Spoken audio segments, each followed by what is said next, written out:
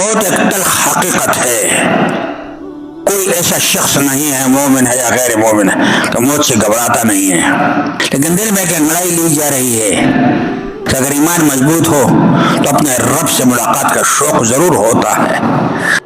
وہ دیکھتا ہے کہ دنیا عارضی ہے، میرے سامنے میرے دوست گئے، میرے والدین گئے، میرے بھائی گئے، میرے پڑوسی گئے، میرے طالب علم گئے، میرے جوان گئے، میرے بوڑھے گئے، میرے بہنیں، میری مائیں، سارے قبرستان بھر گیا، میں لائن میں کھڑا ہوں، کب میرا نمبر آتا ہے؟ میرے پاس اس سفر کے لیے کون سی پونجی ہے؟